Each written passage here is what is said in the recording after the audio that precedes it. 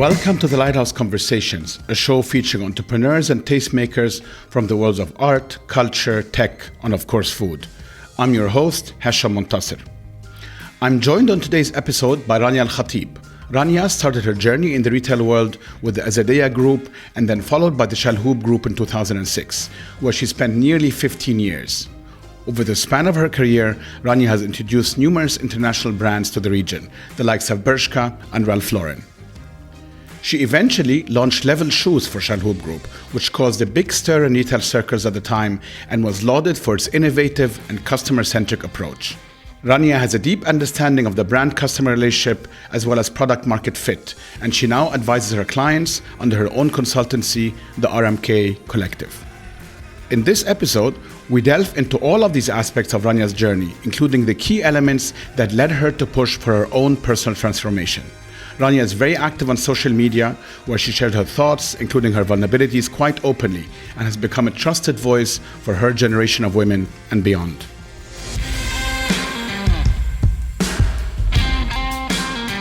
I'm very happy to have you on the podcast. I've been following you for some time. You have such an interesting story. Thank and you. There's so much to unpack. I'm going to go right in it. I don't think we'll be able to do everything, but I'll try to catch most of the highlights. My first point is something you actually mentioned offline a few minutes ago, which was so interesting. You mentioned COVID being for you a moment of truth in a way. I don't want to be dramatic about it, but a moment where you it enabled you to step outside of yourself for a moment and look in. And as a result of that, you went through a couple of quite radical transformations when it comes to your career, the things you think about, your priorities. Because I followed some of your blogs, your articles, etc. You were going through it and you could see the inching towards a transformative behavior. Absolutely. And I think that was also therapeutic for me to do it live. Why did you do it? Why did you do the whole thing? How was it just COVID and one day you were like, you know what, I need to change something? Wow. During COVID, the fact that we actually worked from home, the fact that my kids were home, the fact that, my husband and I were home, and I didn't have to run. Which you were doing for many, many years. For many years, I was like on autopilot, and I didn't realize I was because I was so passionate about what I was doing. Can you recall when the autopilot started, roughly? I mean, was it 20 years? Was it? You know what? It started when I went back to work after Aya, my eldest. Your eldest, okay. After your first child. Yeah, she's now 12. And I remember at the time thinking, I'm going to do this, and I remember thinking like, no matter what, I'm going to do this. Which is crazy, right? The other day I posted something on my stories about this woman that was talking about, I don't know if I can mention this, but she was talking about, periods. And she was You can mention anything here. Yeah. And she was just saying, you know what? Imagine a man bleeding for 5 days. And she was saying that some expert compared the pain of a period pain to heart attacks. She's like, imagine a man bleeding for 5 days with pain like a heart attack and actually going every single day to work and still saying, we're going to do this. We're going to do the best we can. What are we telling people? What are we telling this generation of girls? You know what?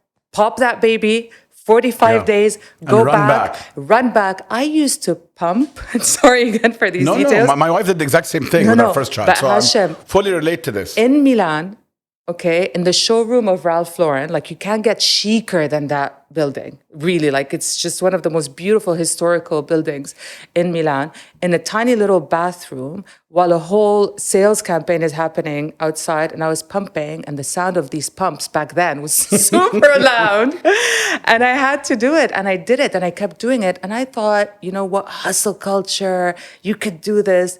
But no, when COVID happened, I don't know if it's when COVID happened or the fact that I was also, I'm now 44. I was around, 43 years old. I was at a point where I started questioning the next phase in my life. I was like, I don't want to do this anymore. I don't want to, again, the hustle, the running, the craziness. No, I want to breathe. Yeah. Having said that and mentioning breathing, I had also, right before that period, discovered breathwork. Before COVID? Yes. Were you feeling that you needed something? Always. That's throughout my life. I discovered therapy in 2011 or 10. Okay, so this has been a kind of self-awareness path. Absolutely. You just accelerated in COVID, but it's not like you were running since you had your first child, and then all of a sudden you were like, okay, I can do this. No, you were aware that something had to change. I mean, I was always a very curious person. I cared about self-development. Okay. Therefore, I worked so much on my career. I worked on my marriage. I worked on being a mother. I worked on my fitness throughout my life. What's driving this? Do you mind me asking? We talked a little bit about offline, and I'll let you speak as freely as you'd like to, but what's driving this constant need for, I'm not going to call it perfection, but, self-improvement? I mean, because, I can relate to this, and I know many others that can't, that's why I'm asking.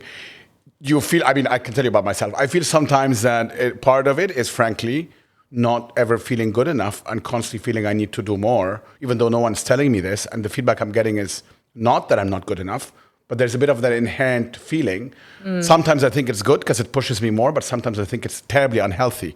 I don't know if that's where this is coming from. I'm curious. I mean, it's such a great question because if I were to reflect on it, every phase was coming from someplace. Okay. If you Fair. ask me today, where is this coming from? I could say a huge part of it is the impact that I want to leave. And I feel the mortality. I feel my mortality after COVID. A legacy type of... I'm like, if I'm doing... You're too young for a legacy. Yeah, it's not a question about legacy. Actually, I don't care about what I leave behind when impact today. And how can I, as a chief transformation officer, we were always talking about how can we use technology and data to be able to reach a much larger audience. How can we use data at scale, right? Everything was about how do we get things at scale? And today you have the tools and you have everything to get to scale. And I realized that I also do because social media is there, right? The internet is there. And if my message can impact 3 people and they tell me that it really changed their life, then why can't I have a bigger role to play? It's so interesting because I see parallels from what you're telling me, between your personal life as well and your career. I mean, you're saying kind of working on my marriage and working on my life and working... But when you took that job with Shalhoub, which was a very big job, a draconian job, frankly, it's also kind of working on, it has a transformational element, and then you leverage technology to try to accelerate it, right? It's a tool. Yeah, I mean, look, when I took my job with Shalhoub, it was 2006. I took a job to manage the Ralph Lauren Middle East operation. I didn't take a job with Shalhoub at the time. Correct. It was I wanted to work for Ralph Lauren, etc. The great thing about my experience with Shalhoub is that they knew how to keep me engaged and they knew how to... Throughout. Because for me, I'm a projects person. I said this to somebody recently. I do projects, I hand them over. Once they're done, I'm not interested anymore. That's so interesting. Move me to the next thing. And that's the thing is that with Shalhoub, yes, I was there for 15 years, but I was there 5 times 3. It wasn't 15. Because there was the Ralph Lauren time. And then there was a Level Shoes project, which was... till this day, I think my proudest and funnest experience. And then there was the transformation part. Can we zoom a bit on the Level Shoes part? Because that is also very interesting. Nothing against Ralph Lauren, but that's more of a traditional job in a sense. And then you've created, not your job being traditional, meaning the brand is a brand that's been around for a long time. Level Shoes was created out of vapor. How was it one day we were all sitting in an office and said, you know what, let's do that? How did this happen? So funny enough, when I was ready to wrap up my Ralph Lauren time was a huge transition in my personal life as well, because that's when I had Aya. So that was my first child. I went back. Like I told you, I went to Milan. I did everything. And then I had a bit of a burnout. And I said, you know what? I'm done with Ralph Lauren. I'm done with luxury the way it used to be at the time. Traditional luxury. It was very much about this is how it is. You just implement it in your region. And I started working, Hashim, when I was 16 on the shop floor. So I'm a customer type You grew up in Montreal? Yes. Okay. First part of my life was in Riyadh until I was like 10, 11. And then we moved to Montreal. So that's where I did my high school and studies. But I was always working since a very young age. So I have, I don't know, it's just in me completely understanding how the relationship with customers, happens. And so when you sit down with management and visions and strategy in the luxury world, I'm saying, And it doesn't make any common sense to you that when strategy is being built in New York and you need to apply it in Dubai Mall or in Saudi Arabia at the time or in Qatar, I mean, we opened so many stores and there's definitely a disconnect. So when the Shalhoub group came up with, the willingness to start creating their own fashion concepts, and I was given the opportunity to lead this, I jumped on it. I took a 3-month sabbatical. I went to Montreal. I decompressed. That's when I really worked on my more personal side. I came back from the sabbatical in October of 2011.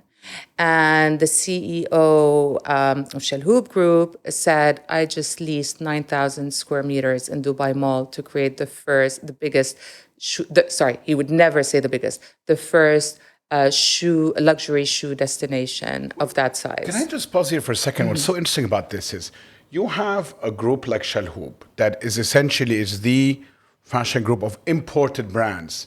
So you would think that doing something homegrown will disrupt, their business. This is a bit like in the F&B world.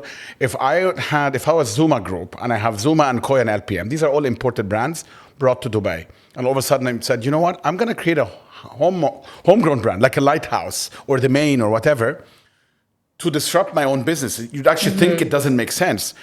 But it's brilliant because they obviously realized, to your point exactly, I'm guessing here, that the local audience and the customer needed something customized for our region that is not just marching orders from Milan or London or New York. Not that this doesn't work, it does, but that they would relate to it differently. Was that, but for them to be already having these big names that they import, to be willing to do this is very ballsy, I have to say. I mean, definitely. And at the same time, it's a company that was always built on such strong relationships with the brands. So the fact that these brands trusted them, yeah, that helped the concept a lot from day one. So the vision, definitely, the entrepreneurial vision and the risk taking is ballsy, as you say it. But there was a belief that we know our customer, we know what is missing in the market, that gap. Luxury shoes at the time and shoes in general as a category was starting to really boom and was underrepresented. Correct. So at the end of the day, and the convenience. Yeah, exactly. Everything under one roof. That was created, by Level Shoes. Yes. And we used to always say when we were designing it that we want to create a place for the shoe obsessed. And I used to love that because at the end of the day, shoeaholics. Yeah, if you're obsessed with that category, you want everything there is over there. So khalas, if somebody is looking for shoes today, I mean, seriously. 100%, that's where you go. Why would you go anywhere else? Correct. You have everything there. What's so interesting, though, is this did not necessarily extend beyond shoes. So in other words, Level Kids, which in theory is the same thing, did not have the same success. What do you attribute that to? Is it the product? Or is it that there was a fatigue? Or is it the location? I'm very curious, as kind of from a retail perspective, what you think were the reasons it didn't have the same level of success. I don't think it's the concept. I think the concept was a brilliant concept because the idea, again... Same thing. Can you imagine a parent? I have a child, as you said, I'm working, I just left, I have a child at home, I want to buy a gift, boom, boom, boom, boom. Exactly. So I think it's more operational. I think it could have been, footfall, etc. But I think, and I hope to see Level Kids come out in other areas. Resurrected. I hope so.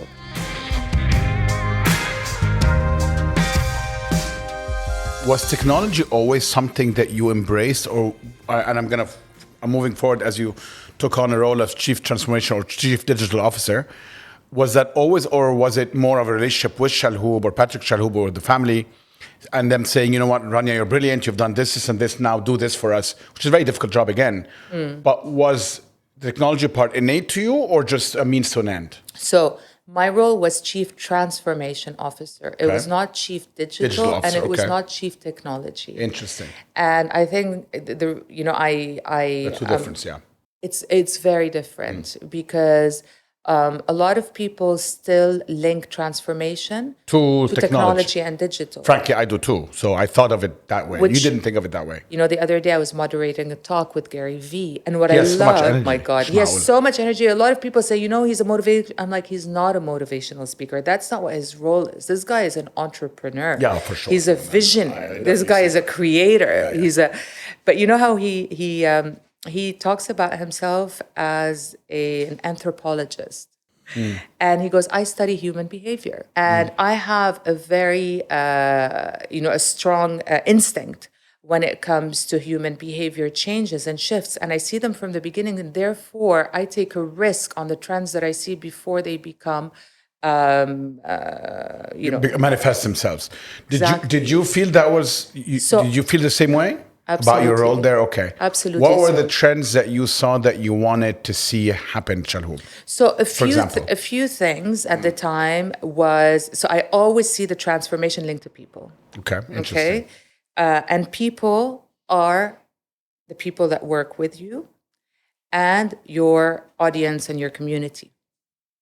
And so if you want to see the transformation, it's really around these two pillars. I don't like the word transformation because transformation means you were asleep for a very long time and you need to wake up. It has a negative connotation almost, like something needs transforming. Exactly. It's unfortunately, in very big organizations, sometimes it takes time to wake up to these things because the teams and the operation is always so busy operating, and not enough time studying data, looking at what's happening, and really being anthropologists. If you're in the service industry, you need to be an anthropologist. You need to be ahead of time. I used to love when Steve Jobs said, if I'm going to ask my customers what they want, when am I ever going to innovate, right?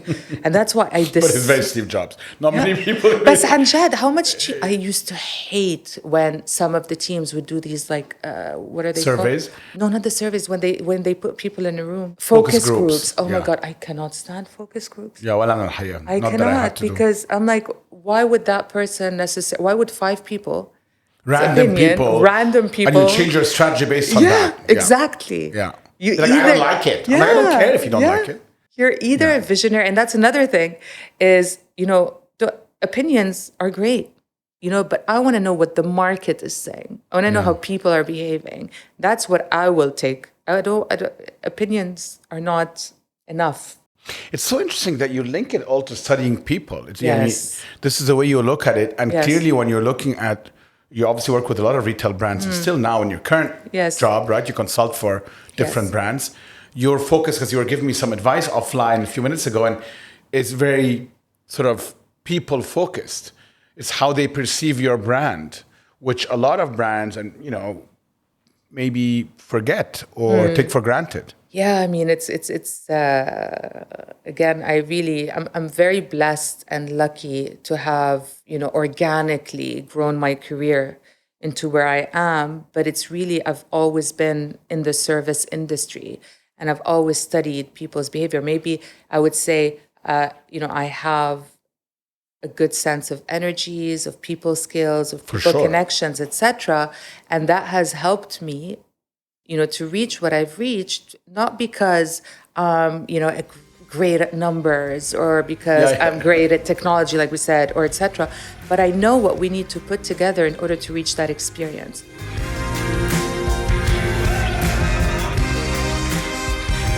So I want to pause here. So you're looking at all these retail brands now. I mean, Dubai has a lot of retail brands, like from the luxury ones that you've worked with previously to smaller brands, boutiques, concept stores, you name it.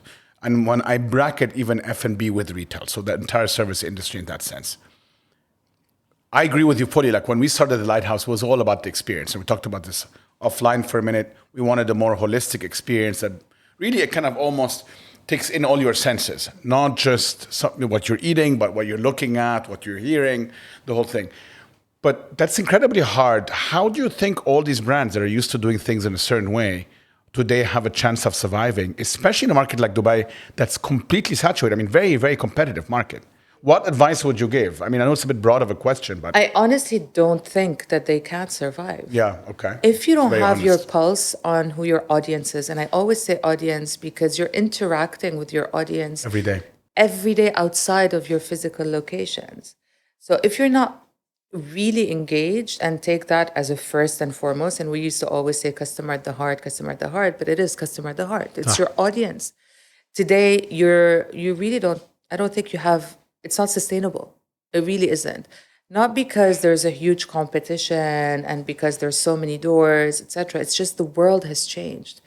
Before that, it was literally open your doors, and if there's going to be X amount of tourists this month, we're going to have high sales. وخلاص.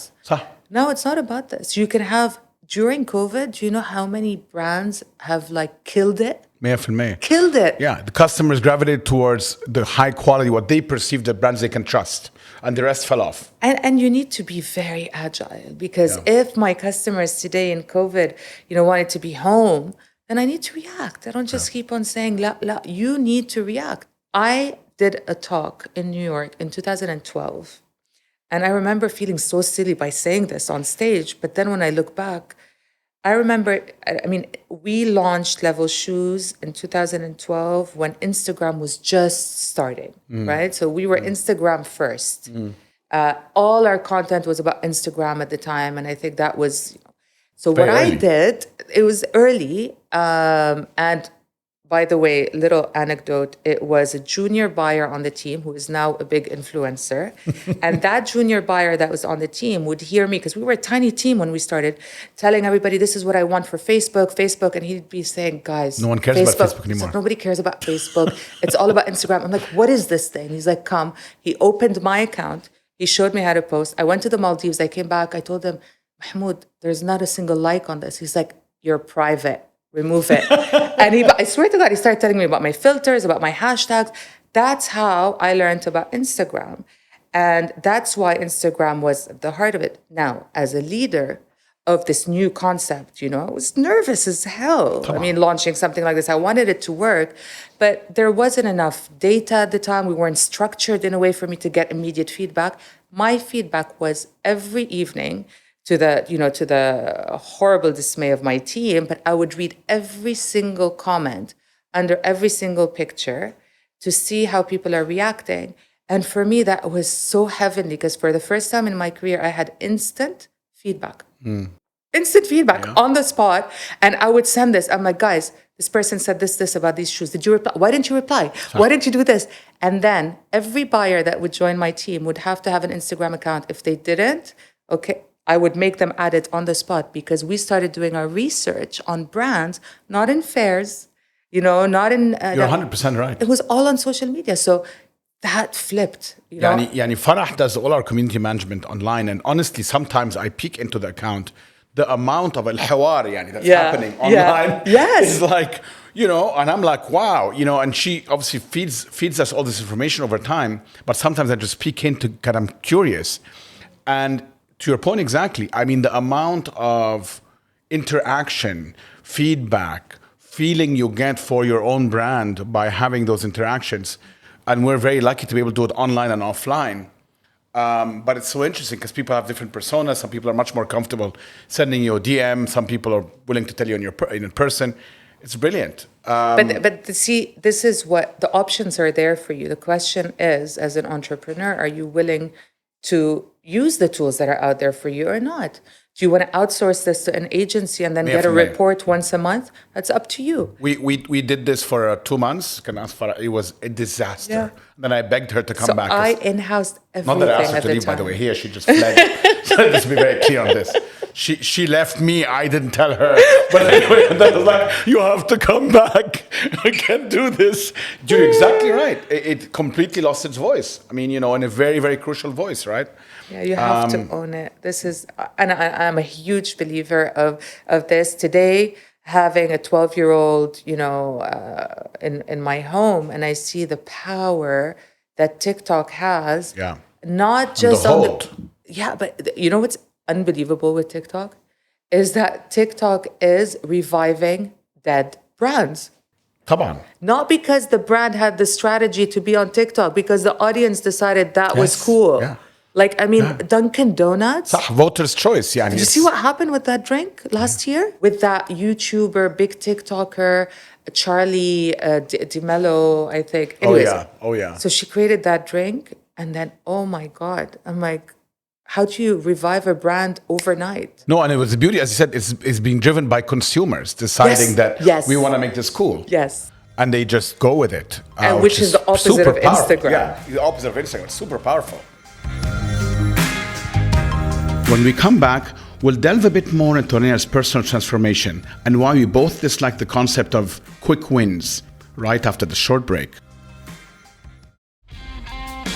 Welcome back. I'm Hasham Montasser, and you're listening to the Lighthouse Conversations with our guest, Rania Al Khatib. I want to go for a minute to something you said earlier about your own personal journey. So, again, doing some research for this episode, and I was just going through some of your articles and blogs, and I mentioned this earlier, but I want to go a bit deeper into this. It's very obvious that you not only have been documenting this for the last, let's say, since COVID, 2 years. You're showing vulnerability, you are questioning, sometimes you're even contradicting yourself, and you're willing to do this openly every day. Why? Is it, and I'm going to just guess here, is it part of having built this persona as a very successful businesswoman, iconic in some ways, a lot of people know you, but maybe there was did you feel tokenized and now you feel like you have to show another side, or were you just fed up and you were like, I'm just so curious. What brought this up? I think a big part of it was that growing up, and going through my journey, there was very little female references that I had that were vulnerable enough. You have to show strength.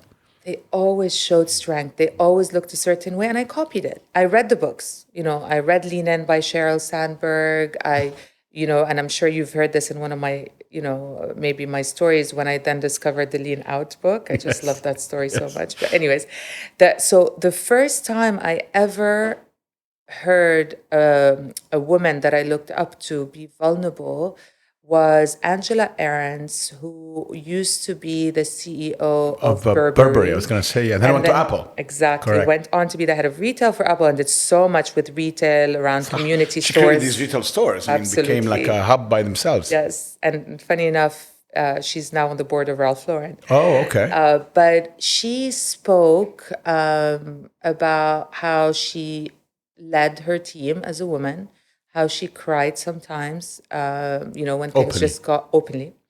How her and her husband decided that he would be a stay-at-home dad, and what a fantastic dad he was, so that she can have the time to do what she did. I'm like, wow. I'm like, oh my God, this is how I feel.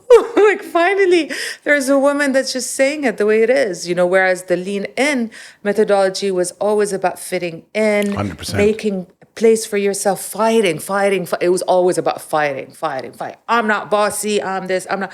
And all of a sudden, I see this feminization of this amazing, brilliant woman, and I felt that was more me. You can relate to that. And it gave me the permission to start speaking like that openly. Did you get, sorry to interrupt you, some maybe comments or feedback from some people, supporters that are saying you're letting us down because, if women start looking vulnerable and... No. Did you or no? I'm just very curious about the feedback. Absolutely not. What was interesting is that the feedback I used to get all the time before, once people met me or whatever, they're like, oh, you're much nicer than your persona.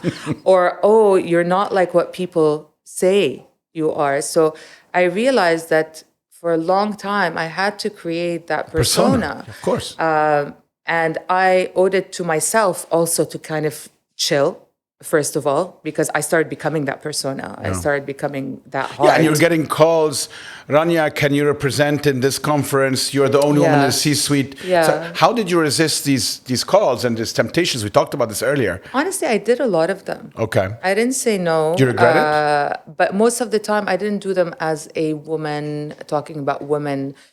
Talking about myself as a woman has really just happened in the past few years. It was mostly about talking about retail, talking about customer, talking about tech, which is amazing. That's fine. That's your job. That's great. But you didn't feel they were coming to you because you were the woman that's in the C-suite that's successful. Within the company, for instance, yes. Okay. I'll use an example. I once had a conversation with one of the training leadership managers in the company, and she said that X and X and X want you as their mentor because they were creating a mentorship program. And the X and X and X were all women. And I said, do they want me as their mentor because I'm great in transformation and retail and this, or because I'm a woman? And I don't know how I felt about that. Interesting. I don't know how I felt about the fact that a woman wants me as a mentor, as a woman, because she wants to learn how I'm juggling everything as a woman or how I'm balancing things, or because of my skills. And somewhere it came to me, but I'm not just, a woman that's juggling everything. Having said that, the vulnerability part is to say, no, I was juggling a lot more than I should. And did you have to do phase A to get to phase B? In other words, had you not juggled, had you not succeeded, do you think you would have the authenticity today to be able to say, it's okay if a ball drops? Probably not. Yeah, I think so too. I'm just curious. There's two things. There's one is obviously the maturity and the experience and the confidence. I built a lot of confidence. I built my voice. Credibility. Yeah. I mean, if you say so. In the sense of, at the end of the day, right? I mean, the career speaks for itself. So I think credibility with an audience as well, I'll be very honest. I mean, I just think that while that is a normal instinct, it's probably a lot harder for man or woman to come out of nowhere and say, you know what, guys, it's fine to let the ball drop every once in a while. I think the reaction, sadly, would usually be, who are you to tell me this? Yeah. But I think you've had stage A and now you're in stage B.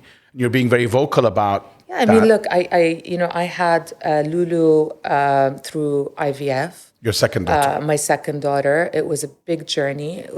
And while I was, creating so much, right?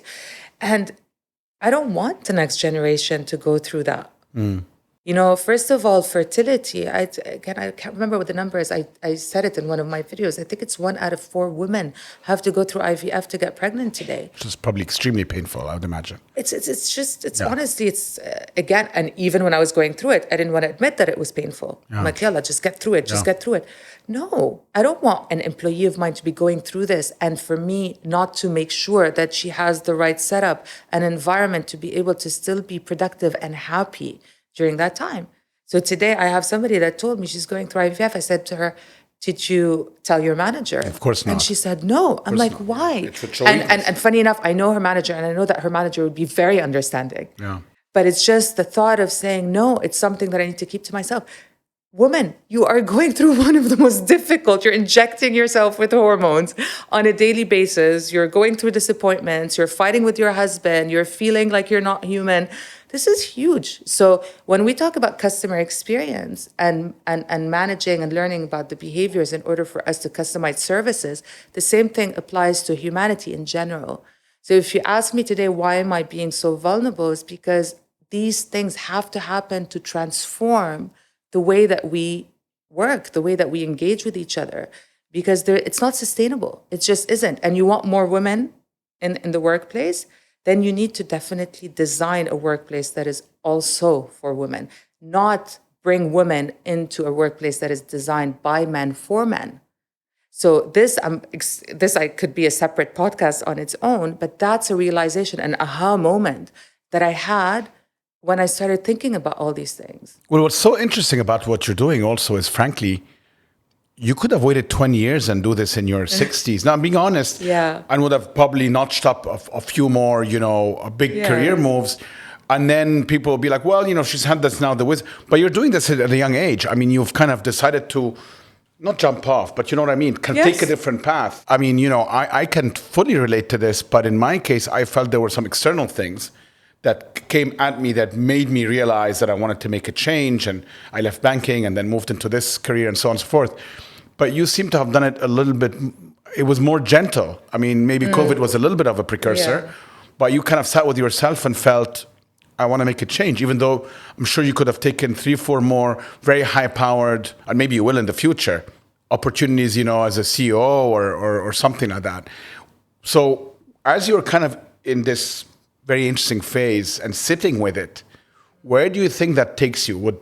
Is your interest in building your own personal brand, or do you see yourself taking all these learnings, that level of self-actualization, and putting it on top of a company that already exists?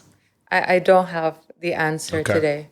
What I can tell you is I'm really taking time to better understand what it is that I don't want. Okay. And those things I can tell you, what I don't want. How much can I do today? First of all, I'm still able to do so much, and I'm doing so much. You are. Yet you're right. I'm not like focused in one area. And I just, for the first time in my life, and I said this in a Vogue article when I announced my sabbatical or my move, is I just want to be. Do you know the power of being able to just be and not have to have everything planned? My life, until I stopped or I paused or whatever you want to call it, was مش معقول. It was planned. And I mean, everything was planned, everything. Yeah. And it Now was you can always be. about, milestone after milestone after milestone. And then when I started seeing what was happening to this, like one day, overnight, the whole world was just, hey, surprise, things are not Does the way it that scare you to be in that position? Are you able to sit with I it? was. I was obviously very scared. And a lot of people said it took courage. It took a lot of Takes courage. a lot of courage. It did take a lot of courage, but it didn't happen as naturally as it seemed to people on the outside. I had a lot of struggles with it. It took a while. Now, the discipline that I have as a person, because I'm very disciplined, is I made sure that I finished the project that I had. Were your kids all of a sudden like, what the hell, mom is here all the time? Or what happened there? Because they're not, I mean, especially the elder one, she's not that young. Yeah. No, I understand, but I'm saying they must have, as you told me this earlier, and I agree, they absorb your energy. Yes. So there's a new energy now that's coming. How has that riffed off with them? I mean, have they commented on it? Do you think that they feel it? That obviously you're as busy, but doing something very different, and it seems to have a lot of purpose and self-actualization is a big part of it. For you, that is. How has that worked out at home? I'm just curious, if you don't mind sharing. I mean, for one, I really miss having an office. So that has to happen. Any day. You like the table already. So, we'll get a side table and you'll be here any day. Coffee's on the house. I'm loving I'm actually at the Lighthouse a lot. I work a lot. You. Ask the guys at Mall of the Emirates. I know that, and thank you. I'm there because I love it. But thank you. It's just, it feels so natural. Whatever this transition is, it feels so natural. I used to not understand when women would tell me, how are you not there when they come back from school? It's such an important time. It's such an important age. And I'm like, ugh, they're so judgmental. The guilty. They're so judgmental. They're so whatever. You know what? At that time, I didn't need to be there. Maybe they didn't need me. Maybe they did. Whatever happened. They are, alhamdulillah, healthy and everything is fine, so far. But now, when I am there at least twice a week when they come back from school, I feel like it's so naturally where I need to be and where I want to be. Now, and I always say it to all my friends, to, online, everything. The days where I'm fulfilled and happy, they're fulfilled and happy. The days I'm stressed and unhappy, they feel it. All they care about is mom's energy. They really don't care if I'm around the house, as long as I'm around the house and I'm chilled. I buy that. Yeah. It's just like, that you could be, around them now. Am I on top of their thing? They're busier than I am. Kids nowadays are so busy, right? They're busier than I am, but I just love being able to do my sport at a decent hour. Now I enjoy sports. I don't do it because I have to. It's not torture. Yeah, I enjoy being able to have an hour here and there to see friends during the week, which I never used to do. I enjoy being able to see my kids during the afternoon when they're not tired, completely tired, which used to be what I did before. So all of my choices and my priorities have completely, right now, they're different. I'm not saying my priorities were wrong then. I'm just saying at this point in my life, different phase of your life. It's a different phase. And Hashim, I really don't know what it is. If it was COVID, if it's age, if it's humanity, what's happening to this world.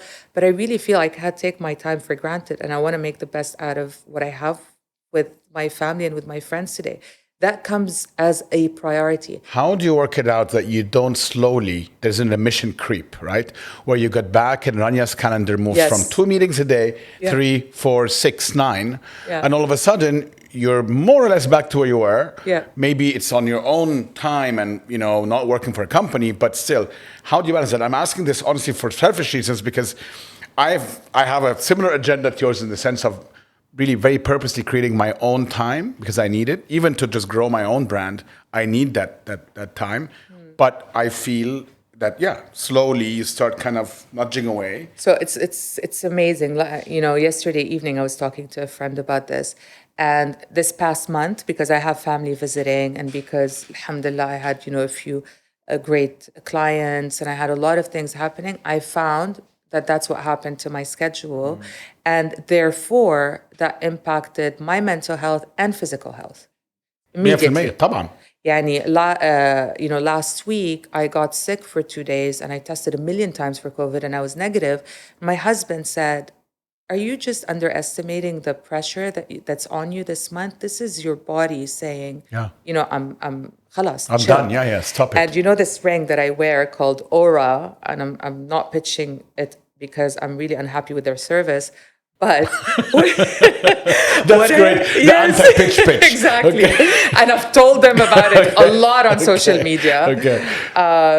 But what I love is that it measures my readiness, and sleep and etc. And it has, all of these biometrics.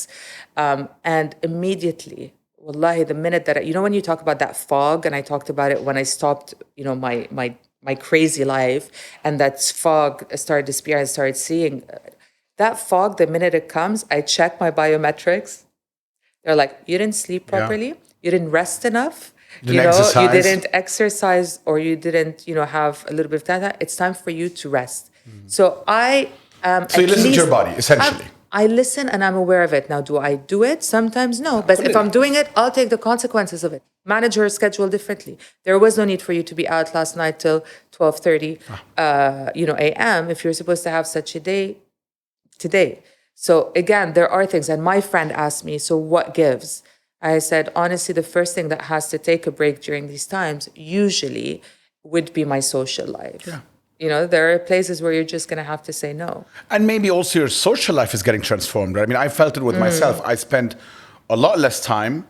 I spend more time with very few people, but a lot less time with many, many other people. Not that I don't like those people. It's just something has to give, to your point. And that's the price I have to pay, and I'm okay with that. I kind of made peace with it. So I keep telling myself, when I find myself not pausing, I remind myself, Rania, you stopped all of this so that you can be in the moment. Aywa, that's very important. I constantly tell myself this because sometimes I panic. And again, I planned for myself to be able to be a lot more chilled. We changed some things in our household, in the way that we do things for us to be able to do what I'm doing. So why am I trying to go back to being that? Because it's a muscle that's you've used. I do the same thing, and I remind myself, and then sometimes it turns a negative or stressful situation to something more positive. I signed up for this. No one's told me to do this. Exactly. So I signed up for it. So I should live with the consequences, but also the ability to discipline myself to do what I need to do and not more than that. Yeah. But it's like you said earlier, I mean, we don't get it right every day. And then there's the patience. And again, I hope, your story and, the success that you have with the Lighthouse can be and is an inspiration to me. Thank you. To be patient. It's not supposed to be a quick win. Yes. And I hate that word, quick win. I hate it so much. Oh my God. I used to always get, that was the advice that I would get always from, managers. But we need quick wins. We need quick wins. For what? For who? Yeah, for me. And no, wait, build something, and with consistency and discipline, you'll get there. So my question to myself is today, what is it that I need to focus on with consistency and discipline and be patient with? While I'm getting there, so that I don't deviate back into what people want me to do or what people expect from me to do. No, so, quick wins are vastly overrated. I agree with you, but it's very hard for oneself to kind of know this, believe it, act on it. Yeah. Almost everything worthwhile takes a very long time, as we all know. I keep reminding myself of that. But you're also in a society, obviously, that is completely geared towards quick wins and quick reactions to everything. But you know this very well. So one of my impressions from my banking days, one of the very interesting things was the really truly lasting brands stayed even over and above what they should have. So some of them were at some point, in my view, dysfunctional. Yet they last another 10 years because they were 20 years in the building or 30 or 40 years. So that buildup is so valuable, that it carries you even beyond your real time. And people don't realize that with brands. And you said this earlier, this kind of connection you build with consumers or with your customers Once you have it, that will carry you. So all you need to do is tweak and refine. You don't need these constant quick wins. And there's also the culture, I mean, the new entrepreneurial culture of the VC world, and the startups that are trying to like 10x in order Yes, to that's a very good whatever, point. etc. And if you're around that world a little bit too much, you start feeling like you're missing out. Like pre 2008 Dubai, whenever Anwar and I would be sitting at any social event, people are talking about real estate. We'd go back home and say, "Oh my God, We missed out. Like, what are we doing? We need to buy and flip and buy and flip." And then post 2008, we just hugged each other. We're like, "Thank God we didn't." So sometimes you need to just stay focused in your lane and not, there's so much temptation. I couldn't agree more with you. And with this venture capital, we've had a few people on our show here that are either VC funded or VCs themselves, and I interact with a lot of them in a day-to-day. But I agree with 2 points you made. One is they have this pressure for this sort of 10x to get the unicorn. So what they say, that the investment that returns the fund, and therefore they try to get every company they invest in, which is normal, to be that company and push them really hard, sometimes too hard. Number two, there is something about the discipline of not being awash with cash. And when I look at some of my friends or some of the companies we see today raising tens of millions of dollars, some cases hundreds of millions of dollars, it's honestly impressive, but also in many cases leads you to make decisions that are impulsive and that are easy to make. When you don't have that, like the way we used to have pocket money from our parents, you have to think it through. And one of the decisions we made at the Lighthouse, for example, was very, very, very consciously that to always raise just enough if we need to, so that we're able to keep growing, but a little uncomfortable. Yes. Because it leads to friction. That friction leads to conversation that makes us very, very disciplined. But the drop side of this is nothing happens very quickly. So we cannot in 1 year make huge strides because we don't have $100 million in the bank account. But I'm very comfortable with that. So exactly, and you're the founder, and you need to be comfortable with. Again, it starts. I remember an investor once asking me, when I was telling her about a company, and she said to me, "Is this an SME or is this a VC company?" Funded company, like startup, yeah. So. And that, for somebody like me that comes from the world of brands and the worlds of creating something, was a big opening. So I'm like, yeah. Oh, you're right. No, I probably, just differentiating them makes it okay.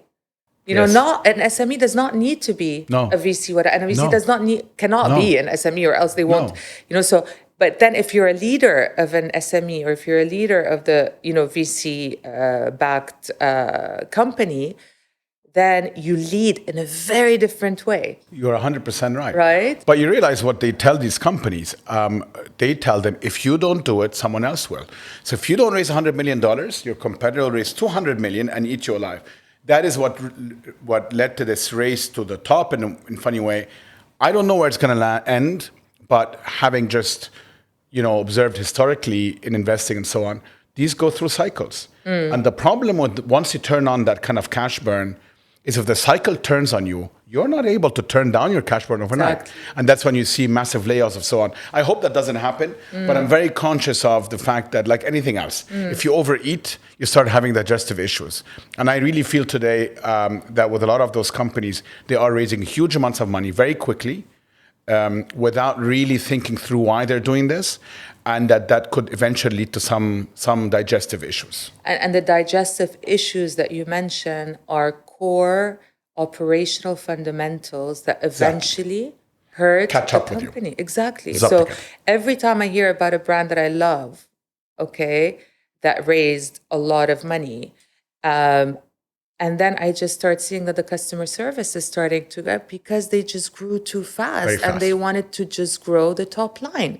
So yes, sell, grow. But then meanwhile, are you being able to keep the fundamentals still there? The reason why people came to you in the first place? I think that's exactly right. Again, you see there's so much going on out there, but very, very debatable if the actual audience and consumer is happy with that product. Was it just the investors that are happy with it? That's a very, very good point. That's a great ending point. Rania, that's been fantastic, terrific. We're going to continue watching from our perch what you're doing. Thank you. And following your next chapter. And thank you again. And keep inspiring us from your side. You're so kind. Thank you. Thanks you, Hashem. I really enjoyed this. Thank you, Rania. Thank you for joining us on the Lighthouse Conversations with me, Hashem Montasser. We're produced by Chirag Desai, and our content director is Farah Al-Sharif. If you've enjoyed this episode, please follow us on your favorite podcast player so you don't miss any upcoming episodes. Also, feel free to browse our extensive collection of previous episodes, which you can find on any of your podcast players, including Apple, Spotify, and Google. We'll be back in 2 weeks with our 50th episode, so stay tuned. In the meantime, you can find us on Instagram at thelighthouse_AE or send us an email at connect@thelighthouse.ae. And please share a link with your friends if you've enjoyed this episode.